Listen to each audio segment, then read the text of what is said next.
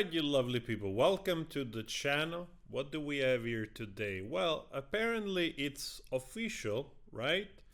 That the new Pirates of the Caribbean movie made famous by one character specifically called Jack Sparrow, played by a certain actor by the name of Johnny Depp.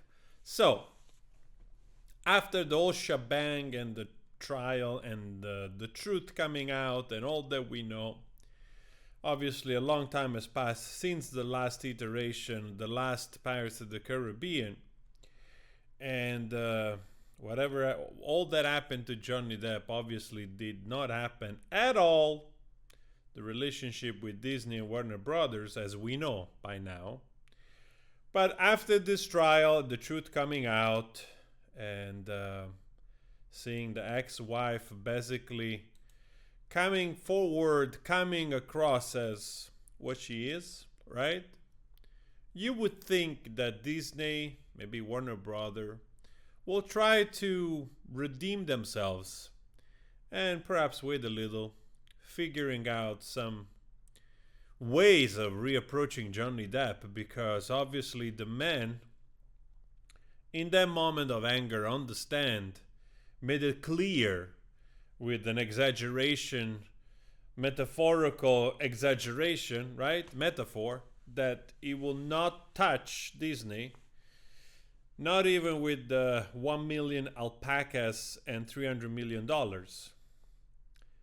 Obviously, we understand exaggerations, right? We understand why that was said in that moment of anger, because it must have cost them more than we can imagine. Or we can imagine some, but... So now time passes. You think that with all the support that Johnny Depp has, that something new, like some kind of approach will be taken.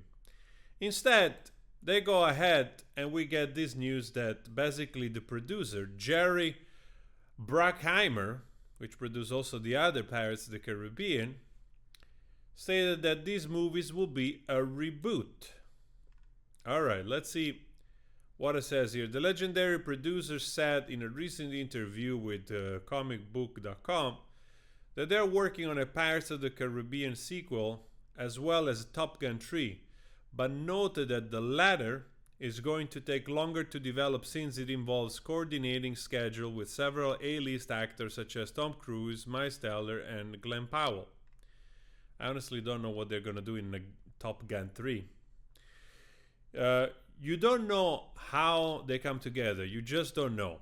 Bruckheimer said, because with Top Gun, you have an actor who is iconic and brilliant, and how many movies he does before he does Top Gun.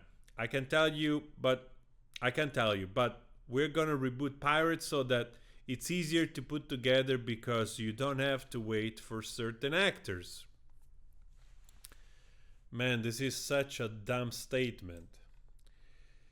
Disney seemingly starting from scratch with Pirates may come as a surprise to some fans. First of all, I just want to go back to this, because here it's like, okay, you gotta wait for certain actor to be available. He's referring to Tom Cruise, which is obviously a lister, triple A lister. And it's ironic because obviously you associate Top Gun with Tom Cruise, maybe the same way people associate Pirates of the Caribbean with Johnny Depp. I'm just saying, I'm just throwing it out there for somebody that perhaps has some kind of doubts about the connection of a AAA lister, right? And another AAA lister actor. So I have no idea what kind of delusion Bruckheimer is talking about. Maybe he's trying to delude himself because they have a brand in their hands, right? And they're like, okay, we got this brand. We got to still try to take those nipples from the cow and squeeze down, see how much milk we can get before it gets rancid. And that's basically what they're doing, right? They're just trying. But what he just said is just absolutely oblivious to fans and people, which they're like, oh, Dude, Jack Sparrow, Pirates of the Caribbean. That's it. So, to me, this sounds like a sort of dead wish. So, Backheimer previously told Hollywood Reporter in 22 that they were trying to develop one with Margot Robbie and with a younger cast. Oh, please. I honestly, I wish they would just do this. So, my thoughts on this are, if you want to be unbiased, right? If I want to put aside the fact I like Johnny Depp, I think it would be completely unfair to do a movie like that.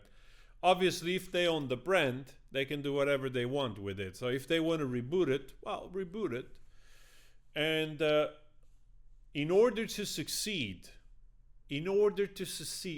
such a movie has to, first of all, contain a script that it's like superior in any way to those previous movies. First of all. And with an acting that is superior in any and every way to the previous one, including the chemistry between actors. So, should I say, well, that's impossible? I don't know. It's not impossible. It's unlikely, right? But the fact that they're approaching this with this sentiment, right? Okay, we got the brand. We're going to try and see if it works out. Maybe they come from that type of assumption. They're like, oh, we're going to make it better. You know, we're going to make it better.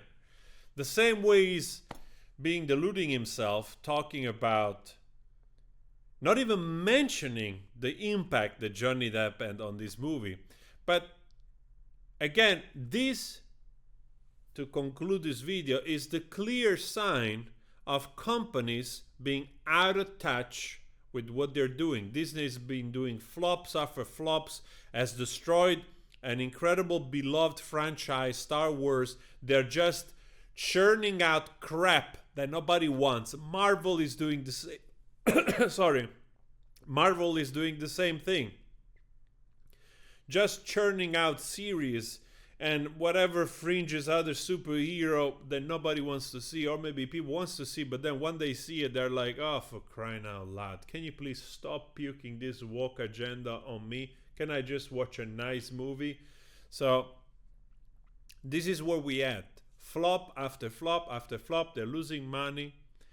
And there is a very high probability that this movie, if it sees the light of day, I don't think it's going to get a lot of support. So, and maybe they should do it. They should do it, and most likely will fail, because they have to see that it's people making their success.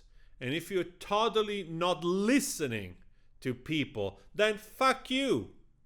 That's simple. That's it. I'm out.